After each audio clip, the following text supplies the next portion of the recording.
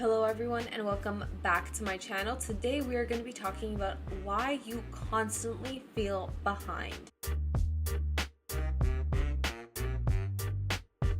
If you're in your teens, your 20s, or your 30s, it can feel like you are constantly behind everyone else. It can feel like everyone is making moves and getting far in life. There's accomplishments happening left and right. Maybe you're feeling behind in your career, in your education, maybe in your relationships, in the friendships that you have. So many of us experience this feeling of being behind to the point where we feel paralyzed by it. We're overcome with anxiety and fear and stress around being left behind everyone else. In this video, I'm going to be talking about why we often feel behind, and then I'm going to dive into some different strategies that we can use to help alleviate this feeling and help us move on with our lives in a more productive and less anxiety-inducing way. I myself know so much about what it means to feel behind. I actually switched career paths halfway through my undergrad, started off completely from scratch.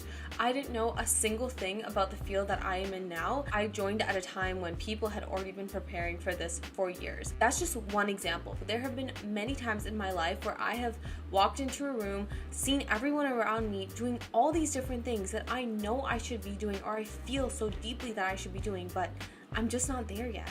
I also know the feeling of going on Instagram, of going on LinkedIn and seeing everyone having these amazing accomplishments and these amazing lives and being like, why isn't that me?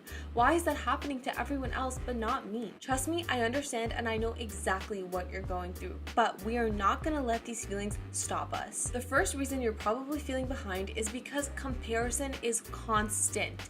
We cannot escape it. When we were little kids in middle school or whatever, we would go to class, we'd see our friends, we'd have fun at school, but by the time we came home, it was just us and our families.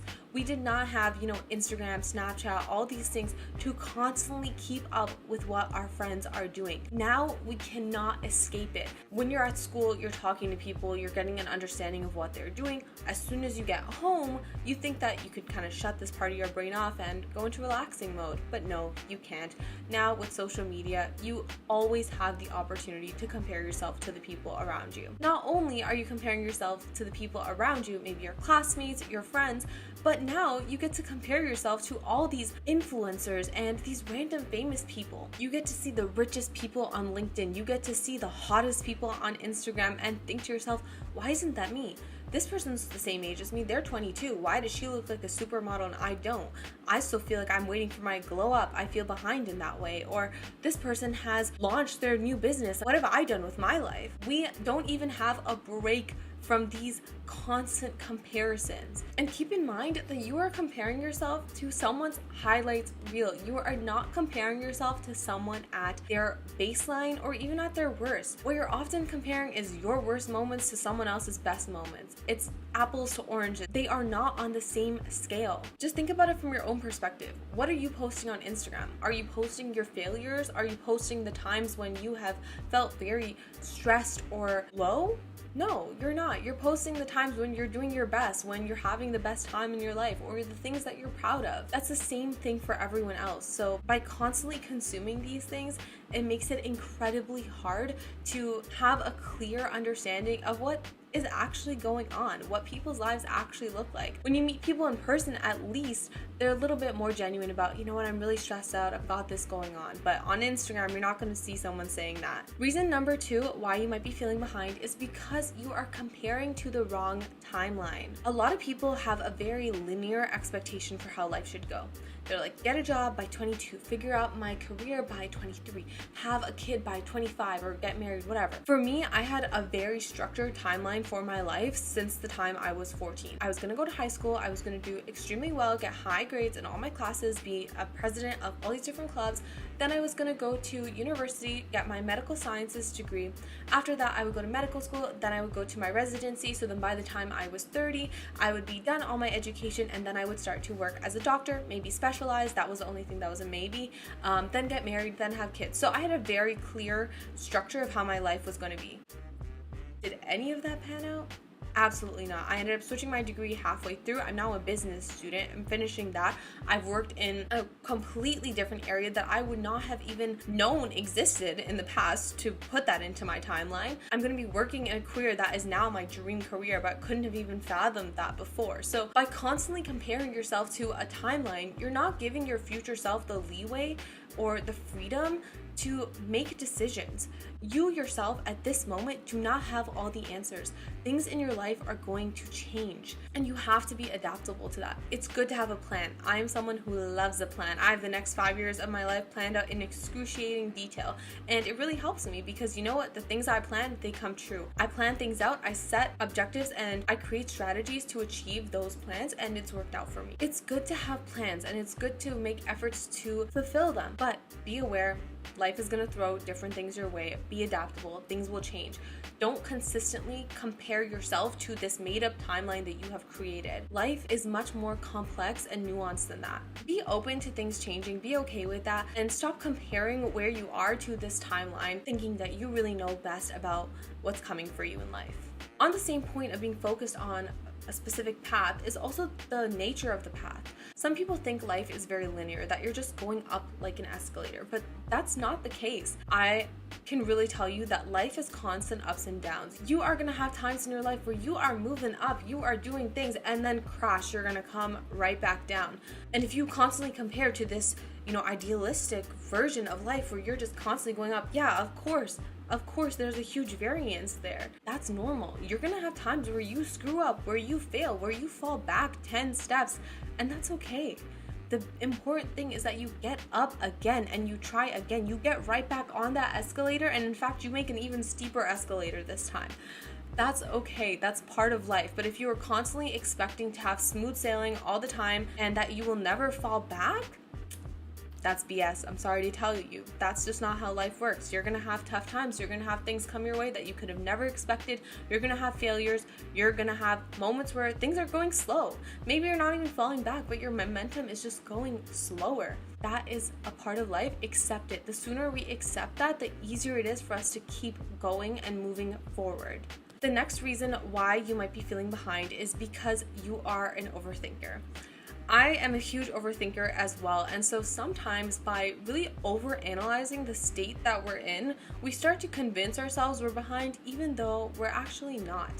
Instead of just focusing on what you're doing and continuing to move with that, if you're consistently ruminating about where you could have been or where you messed up or how you could have been faster or what someone else is doing, you will never be able to continue moving forward. I do think being reflective and being introspective is very important for growth. 100%. You need to be able to take a look back at what you've been doing to analyze where you're falling short, where things could be done better. This is an amazing trait and an amazing quality to have, but be aware if you are starting to realize that you're overthinking a little bit too much, you're overanalyzing instead of doing and just moving, that might be your downfall in the situation. So that's another common reason why we start to feel behind, is because we're not actually behind, but we're just thinking about it a little bit too much. The next reason why you might be feeling behind is because you are not seeing the full picture. And this kind of goes back to one of the first points we talked about with comparison. What you see of other people are their best moments, but the opposite goes for yourself.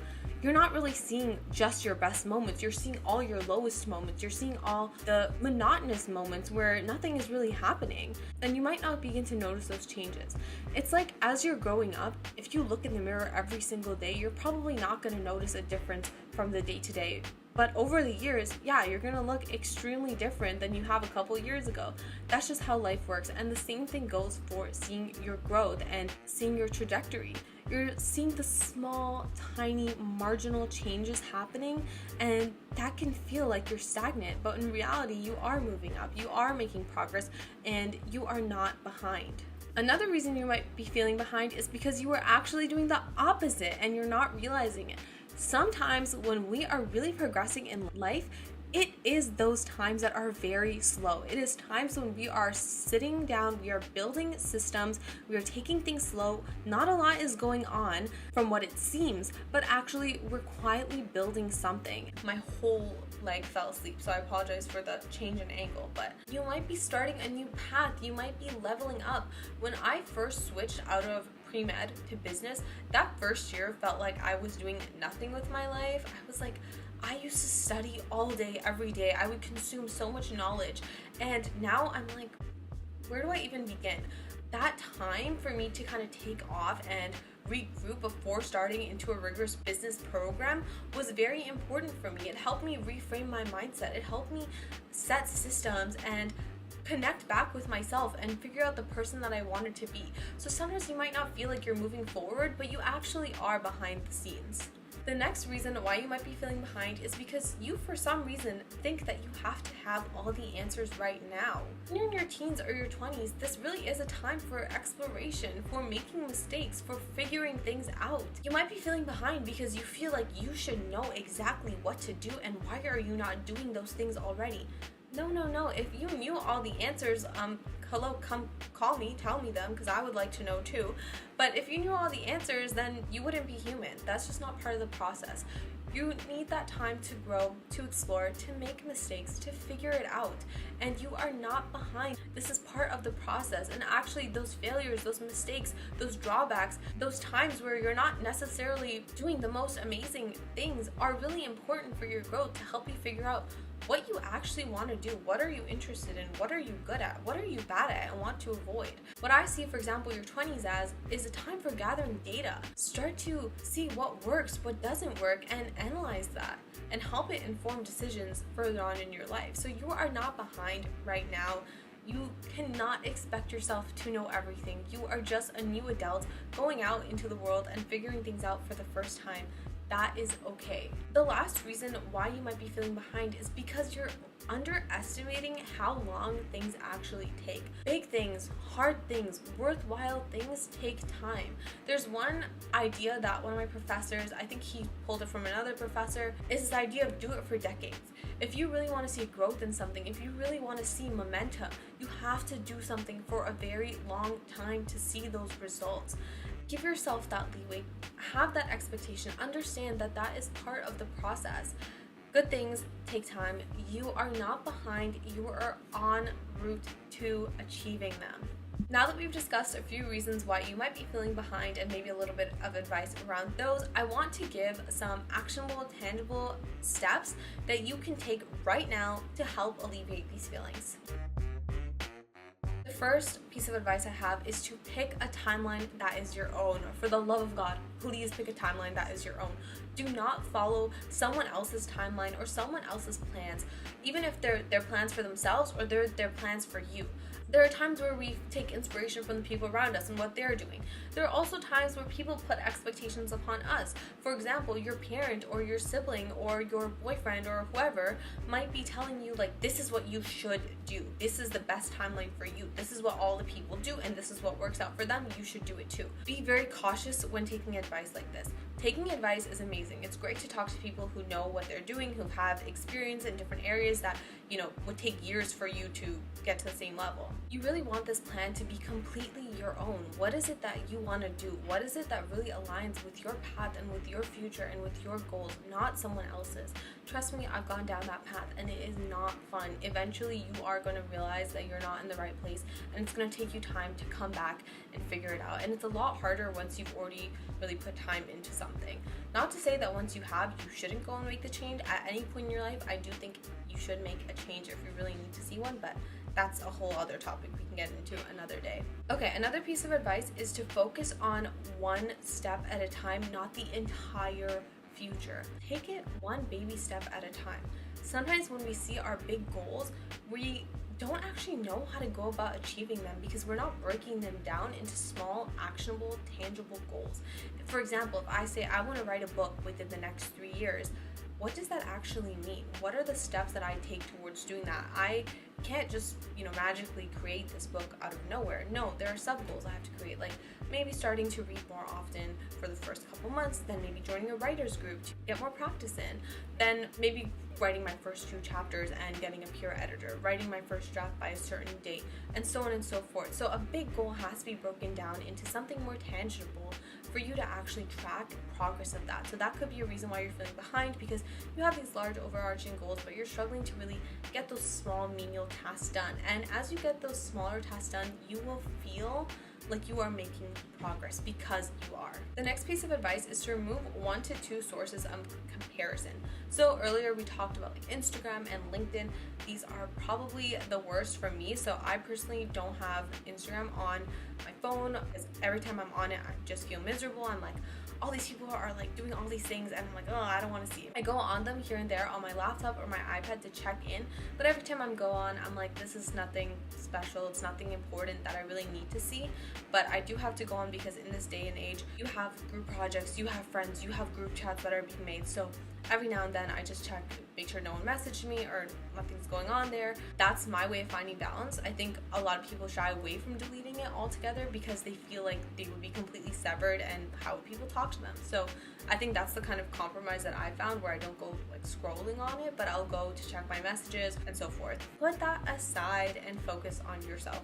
Okay, so those are the reasons why you might be feeling behind, and those are some of the steps you can take right now to help alleviate some of those feelings. I also hope some of the conversation we had around some of these topics kind of helped you understand or reframe the way that you're thinking about them. Remember, you are not behind. You are building, you are creating, you are on a path to somewhere, and one day you're gonna look back and realize that right now you were exactly where you needed to be. And there are things that might be happening right now that you cannot comprehend the impact that they have on the later right now.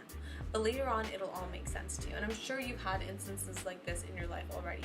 I have so many of them where I look back and there were times when I was, miserable or upset or anxious or felt behind, and they turned out to be some of the most pivotal moments in my life that have really shaped where I am today and some of the things that I'm the most grateful for. So just know you are on the right path, you are doing the right things, keep working hard, keep building, you've got this. You are going to become exactly who you need to become.